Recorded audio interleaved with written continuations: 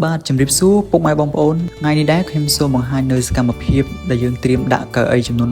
100និងតុចំនួន6ទៅខាងបេនឡានគល់ស្ពានជ្រោយចង្វាផងដែរបងប្អូនហើយតុឈើនេះខ្នាត7 តឹកគុណ1ម៉ែត្រ2 តឹកបងប្អូនកម្ពស់75សង់ទីម៉ែត្រពោះកៅអីនេះគឺយើងប្រើឈើកម្រាស់2ហ៊ុនបងប្អូនស្អាតដូចក្នុងវីដេអូអញ្ចឹងបងប្អូនតុនឹងកៅអីនេះភ្ញៀវគាត់កំងសម្រាប់ប្រើប្រាស់ក្នុងហាងរបស់គាត់នៅថ្ងៃអុំទូកនេះផងដែរបងប្អូនហើយបងប្អូនអាចមើលសាច់ឈើតុកបានបាទកម្រាស់ក្រាស់មែនទែន3ហ៊ុនបងប្អូនទម្ងន់ធ្ងន់គួរសមដែរបងប្អូនដោយសារតែសាច់ឈើយើងក្រាស់បងប្អូនហើយស្អាតដូចក្នុងវីដេអូអញ្ចឹងភ្ញៀវគាត់នៅខាងមណ្ឌលគិរីបងប្អូនយើងដឹកដល់បេនឡានជ្រោយចង្វាគល់ស្ពានជ្រោយចង្វាហើយយើងបន្តដំណើរទៅខាងមណ្ឌលគិរីបងប្អូនហើយខាងបងប្អូនមានលក់កៅអីច្រើនប្រភេទបងប្អូនច្រើនម៉ូតមានកៅអីជ័រកៅអីដែកកៅអីឈើអញ្ចឹងបងប្អូន